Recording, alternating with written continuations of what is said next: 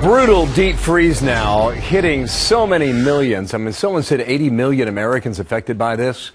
And look at the deep south, too. Severe winter weather creating dangerous conditions in Texas and Virginia, North Carolina. A mix of snow and sleet and ice, and the wind chill readings well below zero. This is very rare, as you know. It's the kind of weather you might see once in a generation, threatening to paralyze a huge area. Team Fox covers now. Maria Molina in the Extreme Weather Center. But we begin.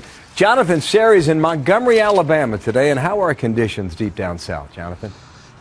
Bill, we've noticed a major change just in the past 12 hours. When we arrived here in Montgomery, Alabama last night, the temperature was in the mid-50s. Now we're at 31 at this very spot where I am right now. This morning we woke up to rain, and now we're seeing some sleet mixed into it, and we anticipate snow as we go further into the afternoon. There is a chance that roads and bridges will begin to ice, especially as we go into the afternoon. And so crews are out in full force, prepared to spread stands on bridges. But Bill, as you know, and as you said, such weather events, cold weather events, are so rare in this part of the country that these communities, all up and down throughout the southeast, don't have the large fleets of heavy equipment that you need to deal with such storms that you might find in the upper Midwest, for example. And that's why local officials are urging people who don't absolutely have to be out and about in the elements to stay at home today. Bill? How is it affecting the region? I mean, okay, so you're there in Alabama. I mean, you're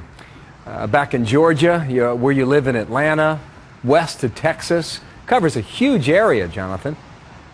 It covers a huge swath. We're talking about Texas all the way through the Carolinas, people taking preemptive actions, preparing for the storm. And in fact, we have some video to show you because we're already seeing reports of icy conditions in Austin, Texas, normally a warm weather community. Another warm weather community, Houston. There, NASA closing the Johnson Space Center, telling non-essential employees to stay home. The one area of the Johnson Space Center that remains open is Mission Control, because of course they have to continue communicating and monitoring the International Space Station. But it is affecting the entire South, Bill. And another SWAT coming that way. Thank you, Jonathan Serries, live down there. Martha has more.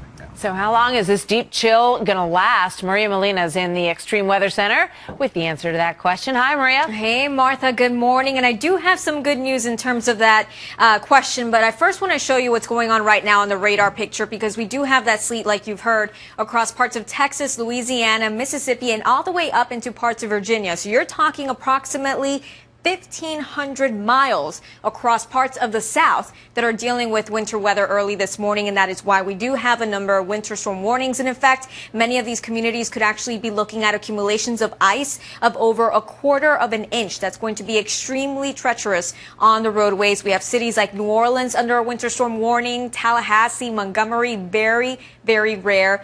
And also an ice storm warning for Savannah, Georgia, and Charleston in South Carolina. So we're looking at significant ice accumulations there. Power outages are a possibility as well. Timing on the storm system, we do expect it to continue to impact us throughout the afternoon hours today. On the southern side of the system, just rain where temperatures are relatively mild. But you can see temperatures behind the storm very cold into tomorrow morning.